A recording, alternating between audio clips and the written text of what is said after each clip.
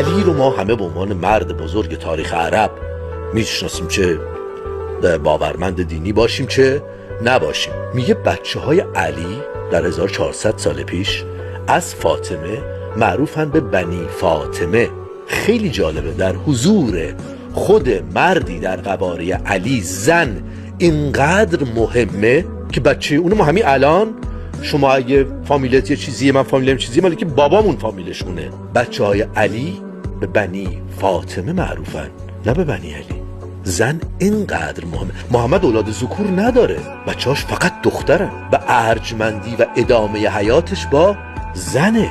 و عیسی پسر یک زن بدون پدر، خیلی حیرت انگیزه. و موسی یک زن ناجیشه. وقتی که همه مردها رو قراره که از بین ببرن و فرعون این کارو میکنه، یک زن نبوت رو نجات میده.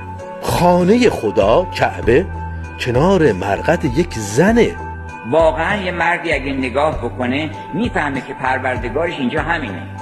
اینه که بهش شیر داده، اینه که بهش شیر میده، اینه که بهش آغوش گرم میده، اینه که بهش محبت میده، اینه که بهش همه چی بهش این میده. همه برکت ها از طرف این میاد پیش مرد. هر مردی بدون وجود او به برکت نمیرسه اصلا.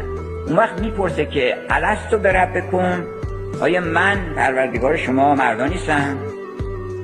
همشون اگه انصاف داشته باشن میگن که چرا؟ توی واقعا تو که می تو خونه فرشته خونه ما هستی، تو که نیستی هیچ نه خونه به درد میخوره نه قالی به درد میخوره، هیچی بدون تو به درد نمیخوره اصلا. چه چیزی بدون تو به درد میخوره؟ میرن در قعر دریا نفسشون حبس میکنن، یک مروارید در بیارن بزنن گردن این عزیزه.